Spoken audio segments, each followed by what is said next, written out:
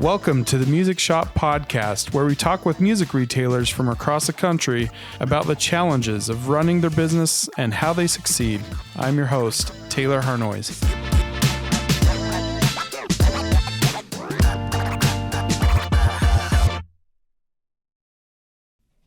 All right, everybody, welcome back to another edition of the Music Shop Podcast. I'm your host, Taylor Harnois. We are very, very excited to have with us today Ben Borkowski with Marich Music coming in from New York. How are you today, Ben? I'm great. It's finally a nice day, and there's no more wildfire smoke coming down from Canada. So it's made its way into other places, I think. But yeah, you guys were struggling for quite a while, so. Glad to hear you're breathing well now. So it's great. Yeah, it's a great day here. Yeah. Corning is kind of an interesting place. So us, here in the West, we're out of Utah. So looking at the map, like I'm not quite sure what to say. I don't know if I say upstate New York because you're definitely not in the city, but you're also not really upstate. You're kind of in the central. What do you guys say out there? Whereabouts in New York are you? Right. So, our particular region is called the Finger Lakes region. Okay. There's 11 lakes in total. Okay. They're a mile or two wide, but some of them are 35 miles long, and they just kind of cut across. And if you look at it on the map on New York State, you'll just see it looks kind of like fingers on a hand. And so that's where we're located. I guess, it would be like southern central New York. Got it. The whole region is getting a lot of attention for our wine industry. Oh, really? Okay. Yeah. Even the California wineries are buying up a lot of real estate here because, we have an unlimited supply of water. California does not. Yeah. So, it's a good place to be. And Corning is just below the middle finger. If you look on the map and you see the fingers, find the middle finger and then just go a little bit south. That's where you're going to find us. Seems appropriate, right? Yeah. There you go. That's cool. That's funny. Well, good. Well, yeah, we're super excited to chat with you. We so just to kind of clue everybody in or give a little bit more context, we had a chance to chat with Ben and his team a little bit out at NAMM here back in April. Yeah. Yep. It's been a few months now. And as we were chatting with him, we talked quite a bit about his rentals program, and we thought it would be a good idea to kind of do more of a long version of the interview and give a little bit more context there. And so we are going to shift a little bit today. In the past, for people of our regular audience, we talk to a lot of stores across the country and get some of their history and kind of some unique things they're doing. And that's always been really fantastic. And we loved hearing those unique stories. We're going to shift gears a little bit in that we want to focus on kind of one specific area that the store is doing well, or they've been very successful with. And so we thought Marich Music might be a good opportunity to talk about running a successful rentals program and online school rentals and that sort of thing. And so, yeah, like I said, we're very, very excited to have you with us today, Ben. So if you would give us a little bit of background on Marich Music, what you guys do there, kind of highlights of the business, how'd you get started, and that sort of thing. Yeah, a little bit of background. Yeah. So Marich, first of all, we have to start with the name. Marich is not a family name. It was Marilyn and Richard who kind of merged their first names. Got it. Those are my mother and father-in-law, and they opened the store in 1974. And I bought the business from them in 2019, which turned out to be a very bad year to get into a business like this. Wow. Yeah. Yeah. So I've kind of gone through the ringer this whole thing, and but my personal background, and this is kind of cool, but is instrument repair. So I went to Minnesota State College up in Red Wing for band instrument repair, brass and woodwind. It's kind of my thing. I love working with my hands. I love fixing things. So I bounced around. I worked for a couple larger music stores around. We lived in Minnesota, we lived in North Carolina, and then we moved back here to Corning, my wife and I. We decided to take this step and to run the music store as well. It's been quite a ride, and I can tell you flat out, my background is, like I said, I'm a repair guy. Yeah. Who learned very quickly how to run a business and how to survive, a global pandemic and all of that. It was it's crazy. It's crazy, and so Yeah. I spend part of my, I spend the day during the hours that we're open, working on the business and handling all of those other things. And then after hours, like I come in early in the morning. We don't open here until noon. And so those hours in the morning, I'm the repair guy. Yeah. So I'm kind of doing both things. Yeah, I mean, you sound like a business owner, right? I mean, you've got your a lot of irons in the fire and having to do a lot of different things to be successful. Now, I guess what we're hoping is that the skill sets you picked up of running a business during a pandemic, hopefully we never have to tap into those skills again. But Sure. boy, what a time to start a business! And you talk about trial by fire, right? I mean, really learning on the run there. That's pretty interesting. Now, one of the things that I saw on your website that was really interesting, and I think it actually plays quite a bit into what our discussion is going to be about today, is your mission statement. And it's more to start, fewer to quit playing music. I love that. More to start, fewer to quit playing music. Yeah, and that comes directly from NAMM. That's one of NAMM's big mission statements, and but it's perfect. I mean, that encapsulates our entire industry. We want that's it. Our world is never going to be worse off with more musicians. It's the closest. It transcends language, transcends religion. The closest we're ever going to get to world peace is music, hands down. And it's, in speaking of the pandemic, one of the positives or silver linings of it is I do feel like it brought a lot of new players into the space, or a lot of people who wanted to start learning, picking up new hobbies because they couldn't go do all the things that they were used to doing. And so, having that kind of idea of, hey, let's get a lot of people going in this, but then we can't lose them out the back door. We can't, they need to stay here. They need to become players and really pick this. It needs to become more than a hobby, Sure. or something that just kind of comes and goes. So I thought that was fantastic. I love that tagline: more to start, fewer to quit playing music. And rentals, to me, rentals is a really, really big part of that. And like I said, today we're going to talk a little bit more extensively kind of about your rentals program, and specifically your online rentals program. So I kind of want to gear it towards that. Is like, what's this experience like for new players or people who are learning these instruments? What's it like for parents who are involved in the rentals process? What's it like working with schools and that sort of thing? And I think all of that discussion revolves around getting more people to start in music and having fewer of them, again, walk out the back door. So that kind of sets the table for what our discussion is going to be today. So with that being said, I kind of want to ask a little bit. You gave us some background on the store itself and that sort of thing. Rentals specifically, how long has the store been doing rentals? How long have you guys had a rental program? Okay, so that one I'm not totally sure about, but years and years. However, I should say we were basically working as we had a third party involved that owned the instruments. Yeah. And then they got shipped to us and they signed a contract with us and we got a commission out of that. But at the time we weren't really, the store wasn't equipped to manage its own rental fleet. Yeah. I mean, historically, there were all sorts of things, right? Someone basically would have to, keep track of payments, but even with credit cards, recurring payments and that kind of thing.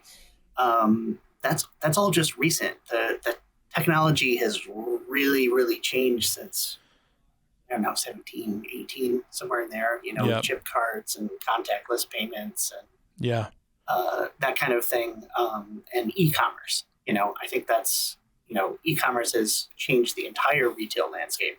So when I came in 2019, it was like, okay, well, I think that was the problem with the business is like, okay, well, retail is failing, and so many other small, and I have to say this, we are a very small music store, and I'm gonna guess in our county, probably humans are outnumbered by livestock. Okay, so we're talking, it is a small area. Yeah. So our city proper is maybe about 10,000, and our metro area is maybe 25,000. Okay. Okay, Yeah. it's not a large area by any means. Yeah. So what everything we're talking about is happening on a small scale, but it's all scalable now. Yeah. We started with a third party, providing the instruments. Yeah. Now, I knew when I took over the business, that was one of my first goals was like, okay, we need our own rental fleet. For one, I'm able to service them myself.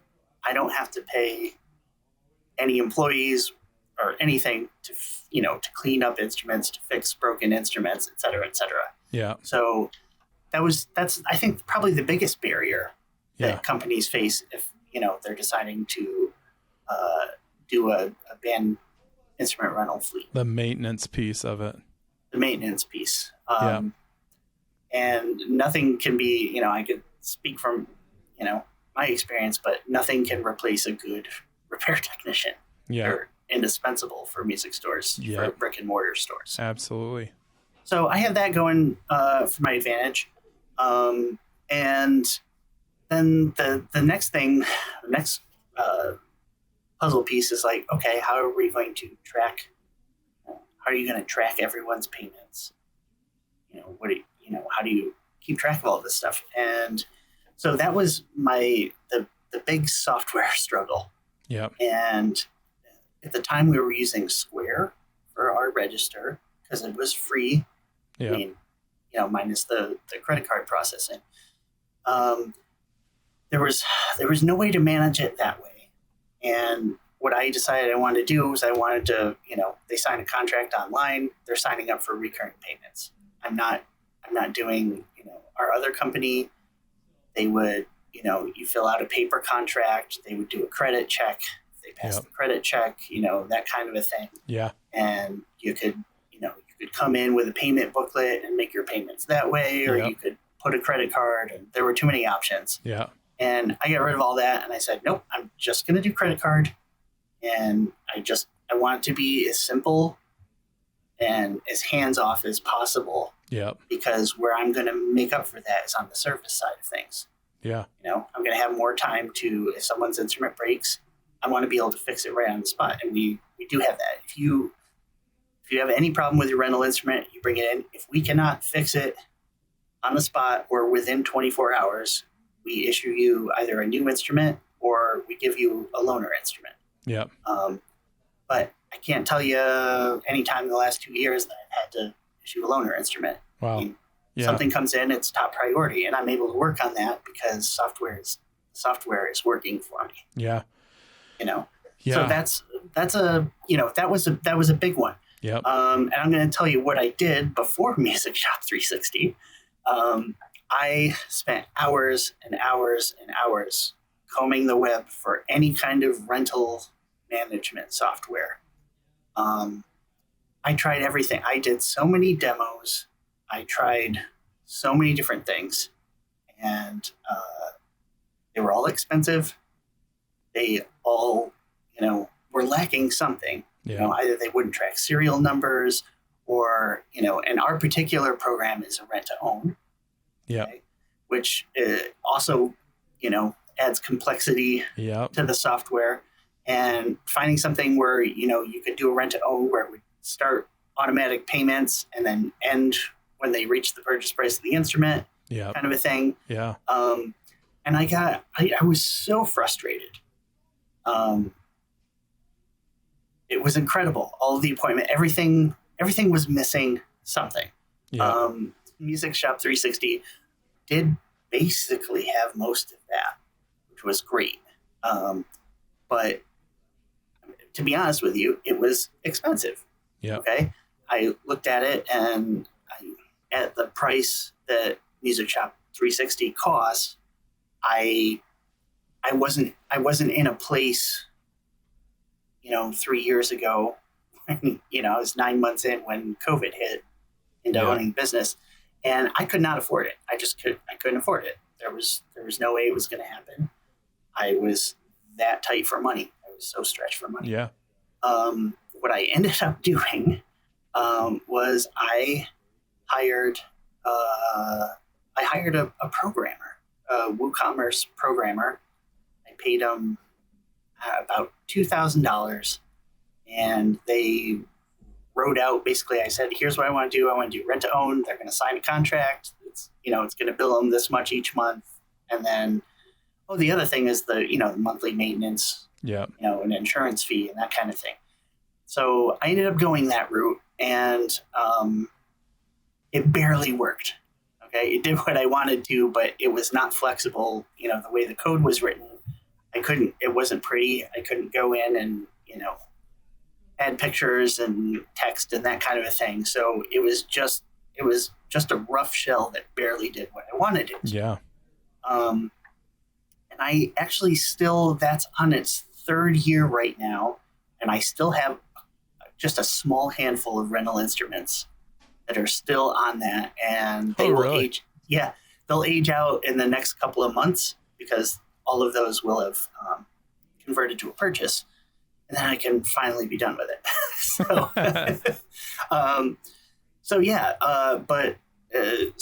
we used, and at that point, I didn't know what the response was going to be when we first bought our own fleet. I had to kind of estimate, okay, it was, for us, for a small store, it was a huge investment. Oh yeah. Buying those instruments. It was crazy. Yeah. A crazy leap of faith. And the response was overwhelming. We were upwards of 90% rented, our entire fleet. Really? Yeah. Wow. And school doesn't start here till after Labor Day, but I would say by the first week in October, we were out of clarinets, we were out of flutes, we were out of trumpets. I had a handful of, maybe alto saxes left or something like that, but we were fully rented. And at that point we just said, well, sorry. But I think that, that gave people incentive. And then, then came the summer, and we said, hey, make sure you reserve your instrument today. Because people, and there was, if we think back to the summer of 21, okay, there was a huge supply shortage. Yep. Right. You couldn't even get instruments from manufacturers. Yep. Okay.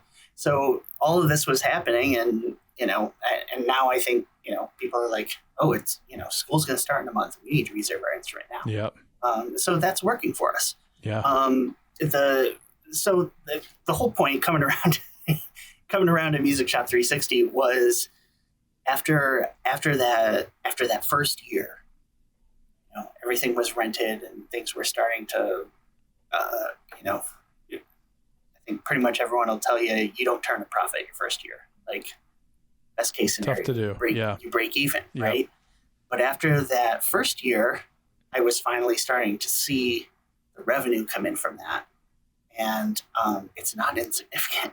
It's great revenue, and that's why a lot of music stores are doing it, right? Yeah. And at that point, it was a no-brainer. Yeah. Wow, I can just, at that point, I looked at Music Shop 360. It did everything I needed it to for rentals. And I'll tell you, that's, besides the website and the point of sale and everything. In fact, we even considered just using Music Shop 360 for rentals. Oh, really? And keeping our Square system and everything in the store intact. It was worth the price for the software just to manage rentals. Just for the rentals piece. Yeah. Just for that. Everything else was just bonus. And then then we thought about it as like, okay, well, you know what, it's not going to hurt. Let's do this. We get better, better reporting, tracking inventory. I love like online ordering. I love we do a ton of repair here. So the work orders module, we use the heck out of that. Yeah. Just constantly. It's great. We can assign technicians. You can, you click a button and see what's going on in the shop. Yeah. Hey, how's Brett doing on his string? Yeah. I can click a button and see what's in progress. What are we waiting on parts for? What are we waiting for customer approval for? That stuff is beautiful. Yeah. And like I said, I'm approaching all of this that's all bonus. Yeah. It's worth it. It's worth paying for Music Shop 360 solely to manage your rental fleet. Just for the rentals. Yeah. It's amazing. I don't have to worry about that stuff. And if someone's card gets declined or whatever, I'll have a notification. It sends them an email. They enter in their new. It just takes care of itself. Yeah. I barely have to do anything. I show up to a couple of schools for rental nights, and that's it. And in fact, just the fact that they do all of that online, we don't. In fact, we have a computer downstairs on our sales floor. Someone comes in to rent an instrument, they can go to that kiosk and do it right from our website. When we go to schools, we have a QR code on a banner.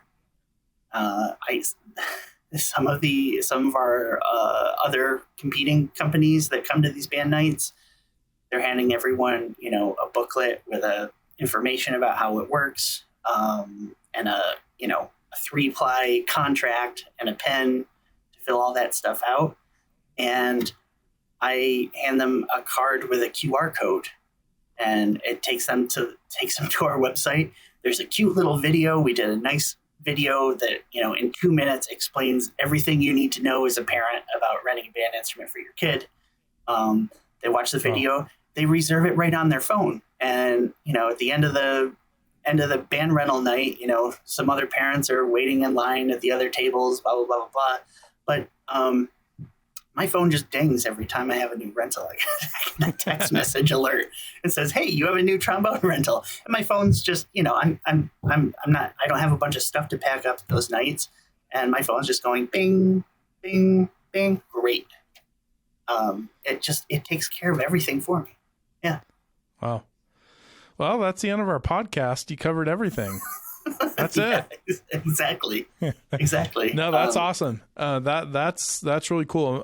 You did cover quite a bit of some of the things I want to talk to you about. So we'll circle back on some of those. And you actually, right out of the gate, you got into something that was kind of at the end of what I wanted to cover with you, but I want to jump there anyway, since you talked about it first. So it's been interesting. So I have the opportunity to talk to a lot of people who have not made the switch to Music Shop 360. A lot of people are looking at the system, looking for a better way to do things and that sort of thing. One of the things that we see often is that there are a large number of stores who are in your exact situation where they either don't have a rentals program for numerous reasons. One of them being is they can't afford a fleet, or they don't want to manage a fleet, or they don't have somebody to repair it. Whatever the case may be, they don't have a rentals program. That's one group of people. Another group of people are those who are doing what you did, where yes, they offer a rentals program, but it's not really their rental program. They're outsourcing it to another company and then collecting a cut of the revenue there. Sure. Not nearly as much as they would like, but they are getting some revenue from it, but it's being managed by a third party. And then you have the folks who do have a rental program, who have taken that step, but due to lack of tools or whatever it may be, their program's not running really efficiently. And sometimes it's even costing them money to have the program going. They're not generating the revenue when you account for all the time they're investing into it and that sort of thing. So you see those kind of buckets of people who are all at kind of different places on the spectrum of, having a rental program. And so that was interesting to hear that one of the very first things that came in that you wanted to do when you came in was streamlining that process and getting it to a spot that it would allow you to go do the things that you wanted to spend your time on, whether that was working with customers, and for you, it's doing work order service and repair, providing a really high level of customer service on that front, but streamlining as much of this rentals game as you can to allow you to go do what you actually want to do with your store. So we see the path that you took. What advice would you give to somebody who's in each one of those buckets? Somebody who's doing a third-party thing, they don't have a program, or maybe they do have a program and it's really struggling. Well, one, it's a huge financial investment. I kind of come from the, I love customers. I love talking about music gear with people. That's one of the best parts of the job. And I love working on instruments. I want to spend as much time doing the things I love and as little time as possible on the other things. So, as far as software goes, and it's same thing with our lesson program. We were using My Music Staff for our lesson program. And that was before the integration with Music Shop 360.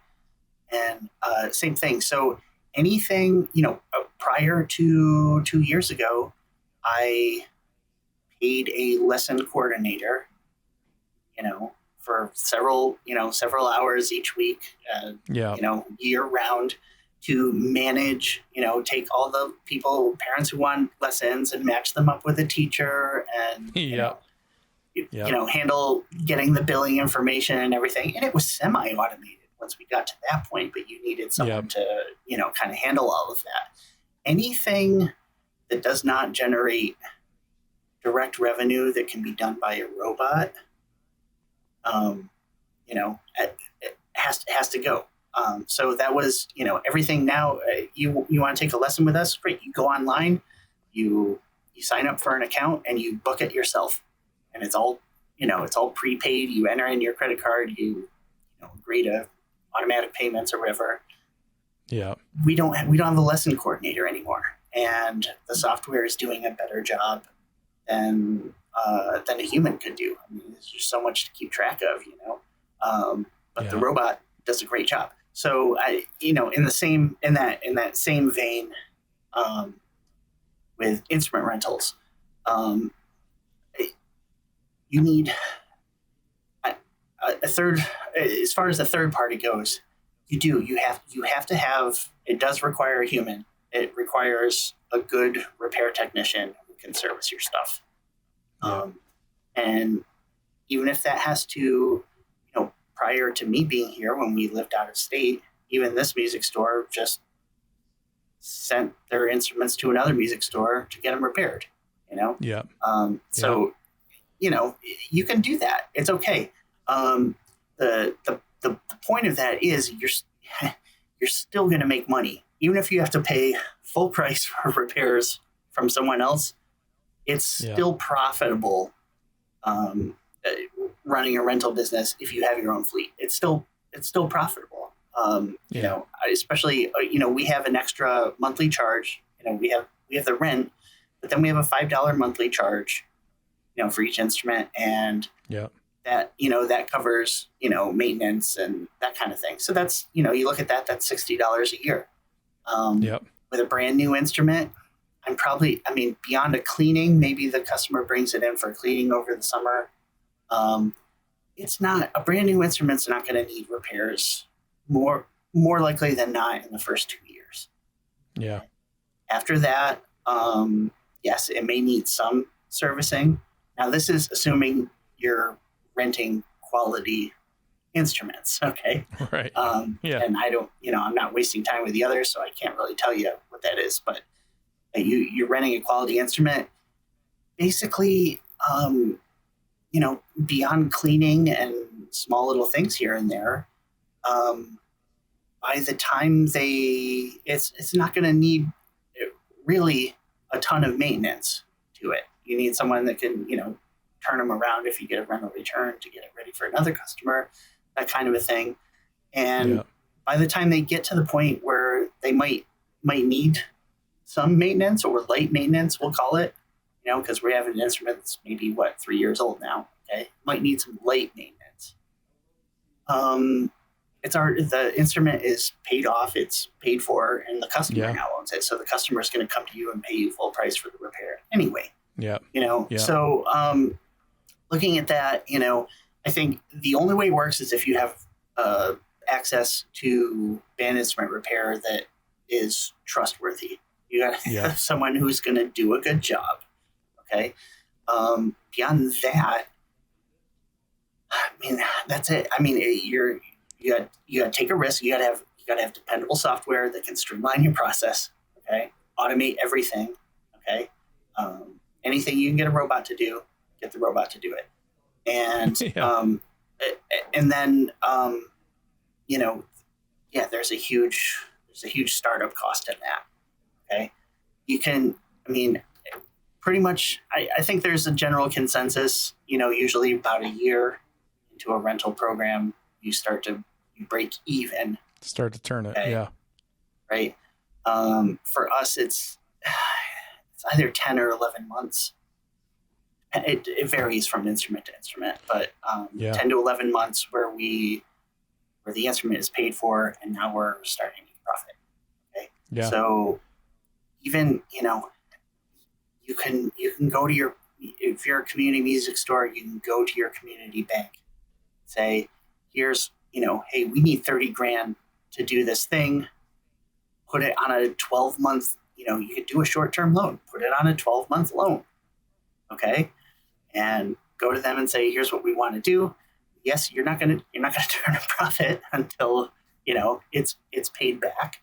But, even with interest rates going up, I can't see that being an issue after 12 months. Now, everything there, you have, customers are either going to keep renting the instrument and you start turning profit, or they're going to return it, and then you get to turn around and re-rent that to someone else.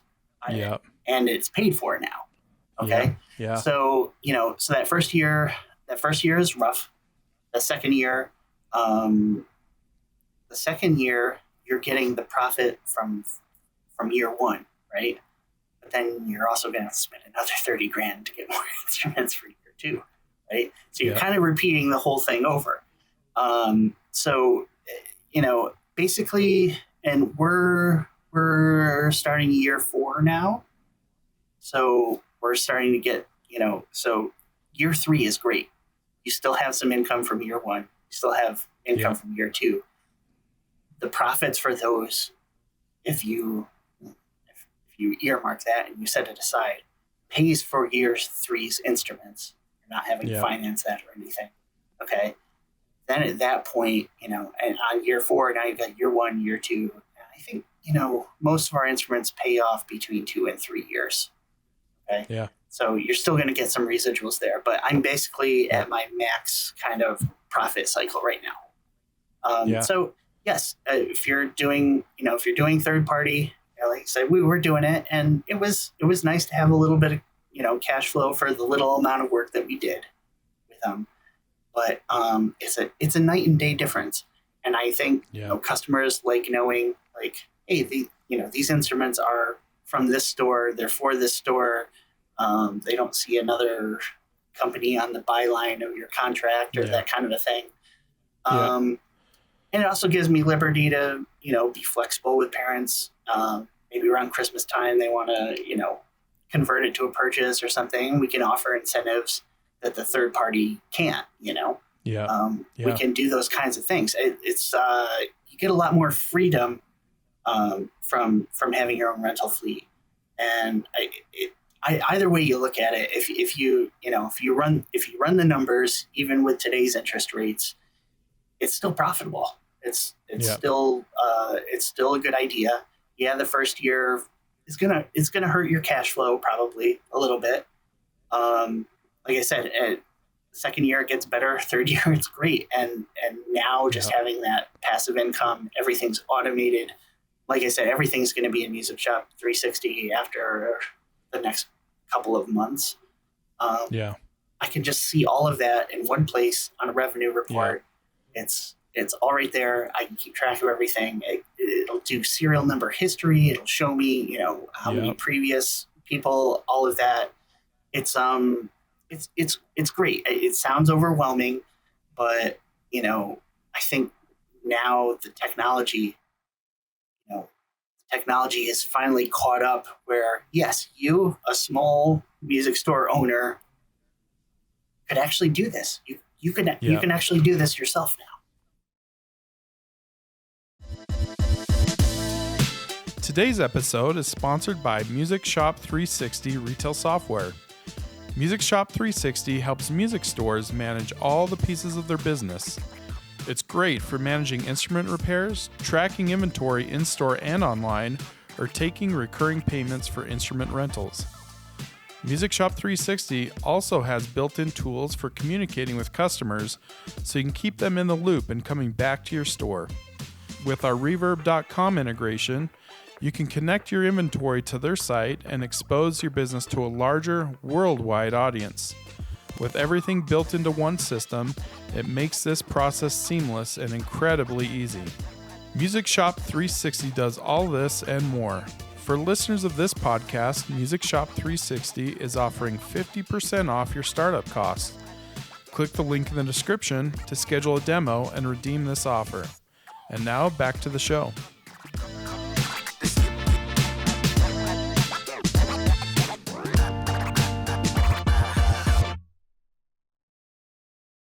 Yeah.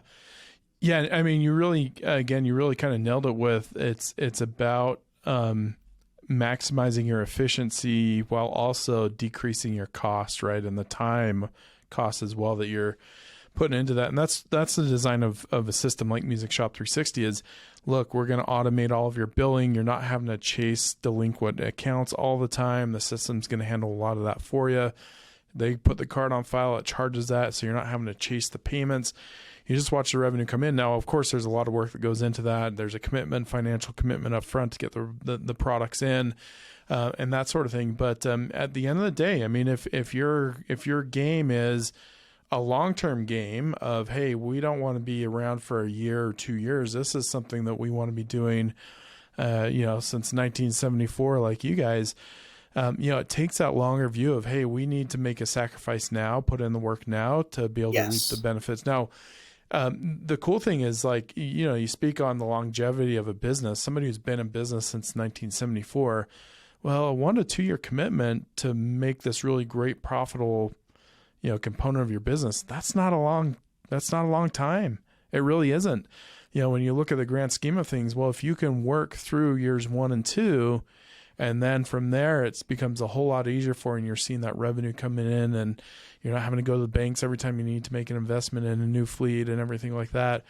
Boy, what a great thing to do early on in a business to help you be successful. And I think, to be honest with you, it's a fear of a lot of those unknowns that's kept stores from even doing the third party thing. They just they look at rentals like, wow, that's kind of this abstract idea that my store is too small, we'll never get to that point. The tools, and you said this multiple times, the tools are available to you today for you to be successful in doing this if you'll make the commitment to getting it done. And I'm not don't get me wrong, we have been barely making it, since COVID. It's been rough. Yeah. And, when right after the Olympics, when the Ukraine thing started, and inflation shot up, it was looking even worse. I can tell you without a doubt, if we did not have our own rental fleet, we would have been out of business by now. Wow. We wouldn't have made it. We would not have made it without that monthly income coming in. So if speaking to those small music store owners, you can't afford not to. Yeah. Your retail sales, well, maybe they'll go up, but your profit margin is going to keep going down. Okay. Yeah. Everybody's going direct. Yeah. Everyone's going direct to consumer. Our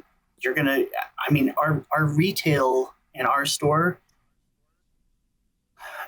breaks even. We're not making money selling stuff. We're not. It's our repair shop. That's kind of my thing that I love doing. So that's our big focus. And then lessons and rentals. That's where the money comes in. We, as a brick and mortar store, we say store, but it's a, sometimes I joke that it's like an Amazon.com showroom, like people come in and they'll try our guitars and then they go home and buy it online, but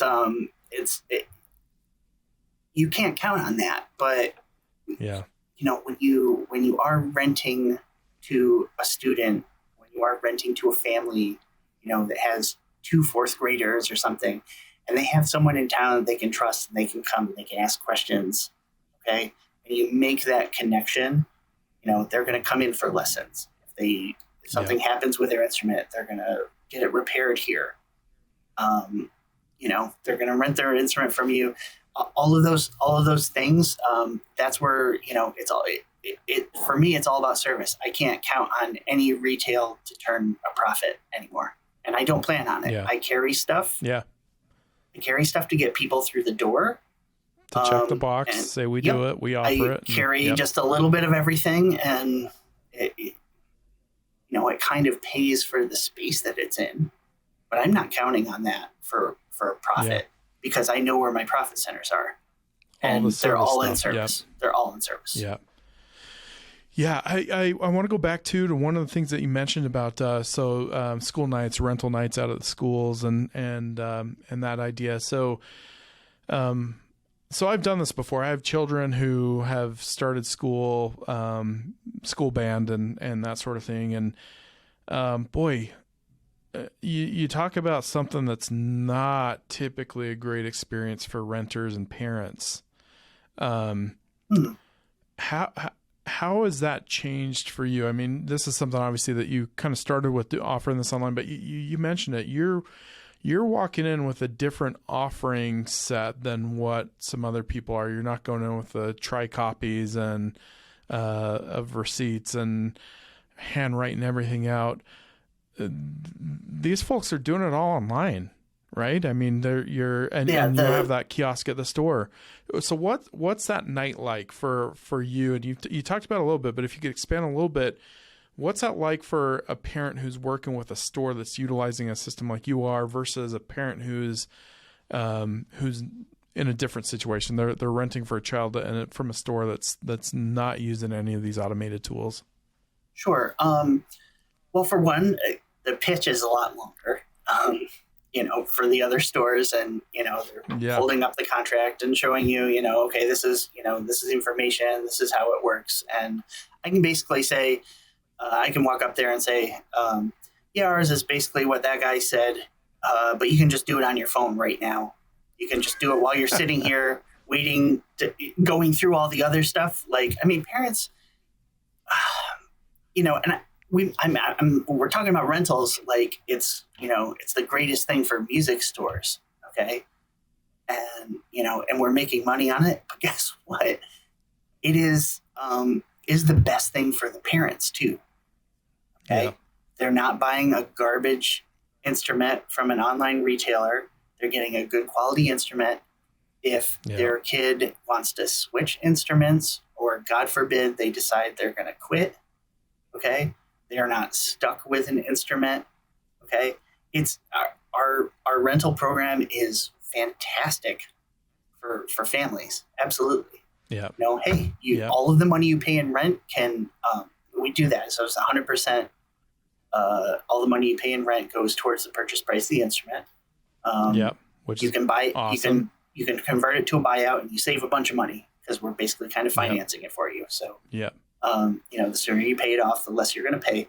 But it's a great advantage for parents.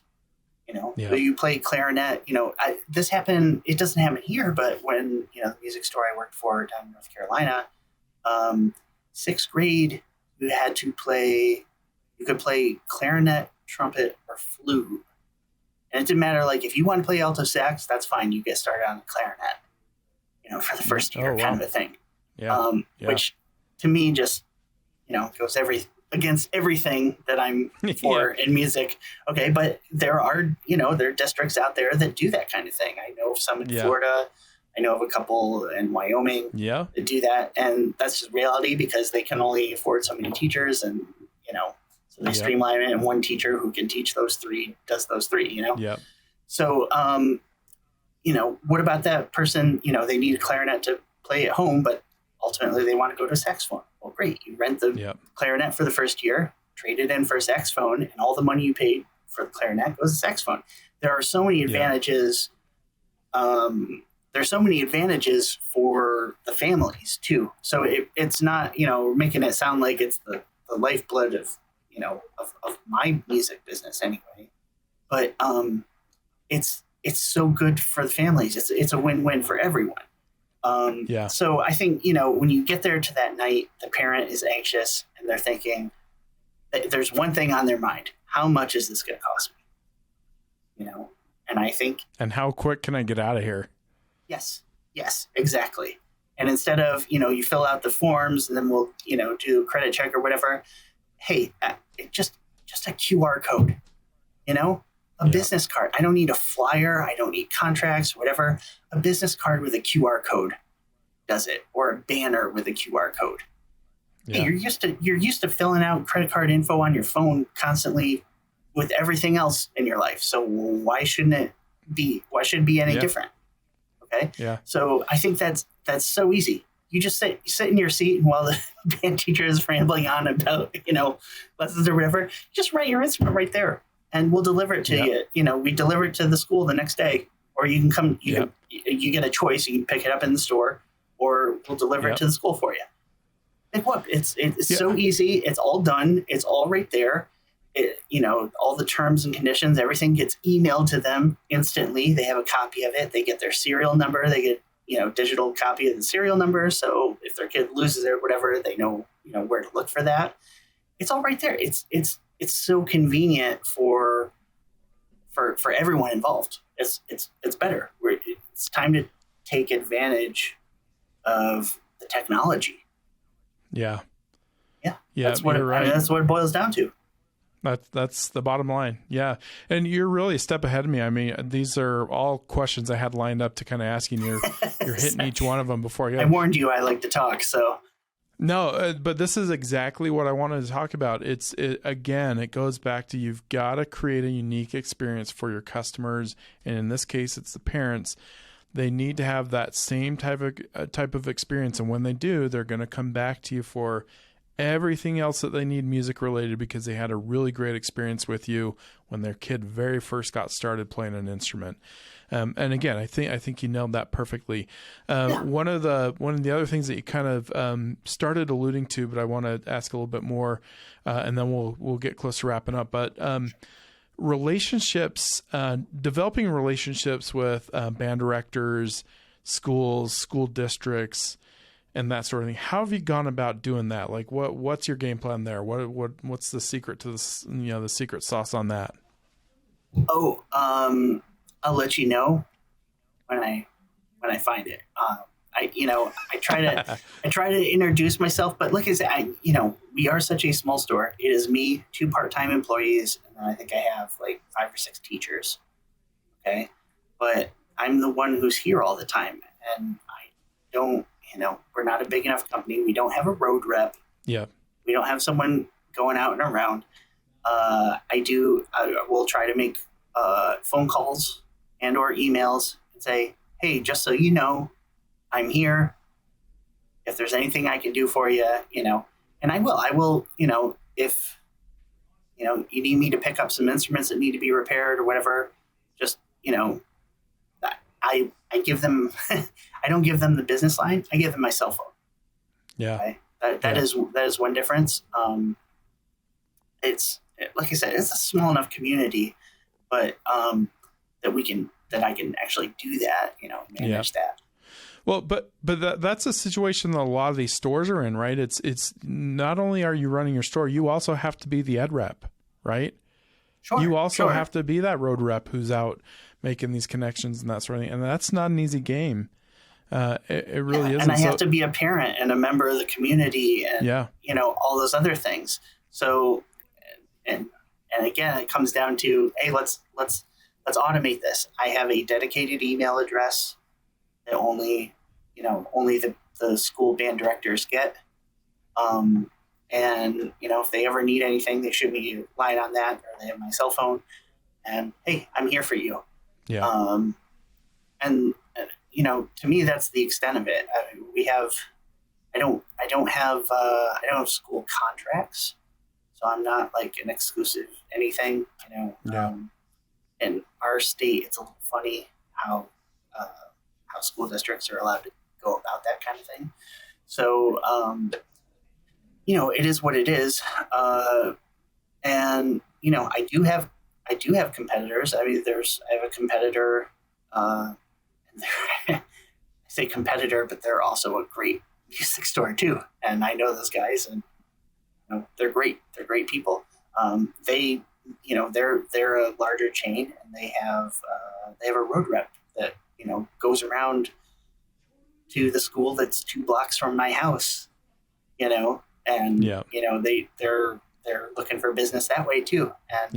And but again, if a band director can wait for the Tuesday or the 1 day of the week that the bus comes, and then take it far away and have it repaired, and then wait for it to come back on the bus, that's one thing.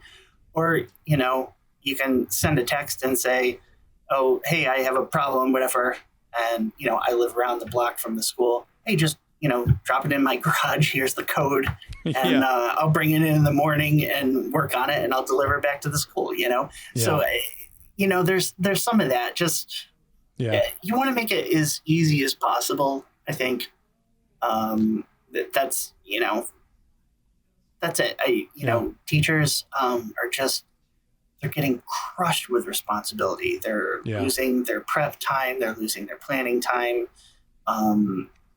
They're expected to do more hours there, more paperwork. It's not going to get any easier for them. And so anything you can do to take a load, really off of anybody, out of the teachers, the students, the parents. Yeah. It's all about easy. That's the game. Yeah. Yeah. I don't want to spend those band nights. I don't want to spend the time explaining to you how the program works and blah, blah, blah, blah, blah. No, you just do that online. I'd rather, talk about how'd your kid's soccer game go last night? Like, I want to talk to you as a member of the community. Yeah. Because that's what's important to me. The rest is, just make it as easy as you can. Yeah. And that's one of the kind of the unique positions of Music Shop 360 as well, is like a store like yours has access to the same exact tools that we have stores that are 10, 11 locations that have a big staff of ed reps that are out doing, hustle and business. You're all using the same tools. You have access to the same tools that one of those 10 or 11 location stores is utilizing. And it really, again, it comes down to those two things: streamlining operations, making it efficient for you so you can spend time doing the things you want to do, making life easy for the students, making life easy for the parents, making life easy for the schools and the teachers. And that's really it. And that's the name of the game. So yeah, that's awesome. I was also, last thing before we wrap up, you'd also mentioned, delivering instruments and that sort of thing. That's also been one of the kind of cool things that we've seen is the flexibility and the usage of stores and offering different fulfillment options. So whether it's local delivery, order online, pick up in store, or we're going to bring it to your school tomorrow, that's a big deal too. And as a parent, again, speaking from a parent's point of view, to have those options available to me, that was a big deal when I was trying to figure out, okay, well, where am I going to rent this instrument for my child? How am I going to actually go pick it up or get it fulfilled? And that's what I elected to do. I went to, we have a local store who's using Music Shop 360. I went online, did exactly what you talked about, ordered it online, walked in the store, and walked away with my instrument. I'd done all the work before I even walked in. And so that was awesome. What's that situation like, or how has that changed? Like what unique things are you doing on the fulfillment side to draw people in that way? Or is that not a big deal? What are your thoughts there? And now I'm going to circle back to something you touched on in the beginning with that. Like I said, when I hired a programmer to write this code to manage my rental stuff on WooCommerce. That was not scalable. And we did fine the first year, but it was not scalable. Music Shop 360 is, like you said, places with 11 locations. To me, the knowing that, hey, the sky's the limit. You can grow with this. Everything that's in there is built for that. It's built for you to grow. So that's a good thing. Yes. As far as fulfillment options, I think, last year, like I said, it's just me a lot of the time. So, when I went to a band night at a school that was, 20 minutes away, I said, hey, if you order it by Friday, I'm going to make a delivery on Friday with all the school instruments. Make it by Friday. I'll bring it right to the school. If it's after that, come pick it up at the store, kind of a thing. Yeah. So, I've been able to be flexible with that. I've dropped them off at people's houses before, if it's just around town. And again, I can take the time to do those special things. Yeah. Because I'm not caught up in all the paperwork and the business part of it. Yeah. Yeah. Who's not going to, if someone says, well, I'll tell you what, we close at 6. I know you work till 6. Why don't I just bring it? I'll just drop it off at your house after dinner.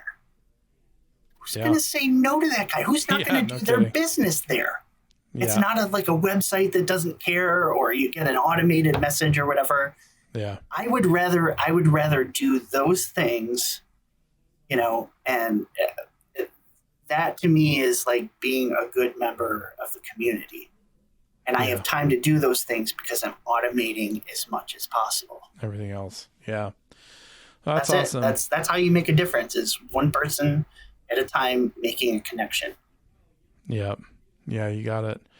Well, that's cool. Well, we really appreciate your time, Ben. I know we took quite a bit of time from you today, but I thought you were a really fantastic kind of case study for how stores can get started and be really successful. And it is always interesting. Look, at the end of the day, it comes down to providing a really unique, special experience for your customers, and that's what's going to get them coming back to you time and time again. So everybody, please take a few minutes and go check out Marich Music. Ben, if you can kind of give us your address, both physical as well as your web address, contact information for anybody who's watching and wants to reach out to you. Sure, yeah. So my name is Ben. Marich is Marich. I know some people hear it like marriage. But anyway, Marich music.com. We're in Corning, New York, in the Finger Lakes region. It's a huge tourist spot. We have the, Corning glass at all? Yep. I'm sure you're eating off of that stuff. That's here. That's we're in the town of Corning. So yeah, so all your Pyrex measuring cups and stuff is made just a couple blocks down the street from where we are. Wow. So, but there's a Corning Museum of Glass. It's just a wonderful. It's a great place to visit. If you ever, I guess that's my pitch right there. Come visit Corning. It's beautiful. It's just drop dead gorgeous here. Everybody's super nice, and it's just a beautiful place to visit. So if you ever get in this neck of the woods, stop in and see me, and hopefully I'm planning on being here for years to come. Okay. Cool. Thanks again, Ben. We really appreciate it, and look forward to chatting with everybody again. Have a good one. Hey, thank you. Take care.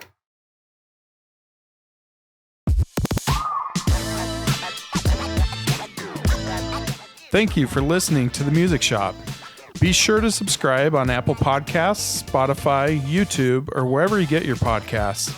Leave a rating or a review to let us know what you think. For more interviews with business owners, visit musicshop360.com/interviews, where you'll find transcripts, show notes, and videos for all our episodes.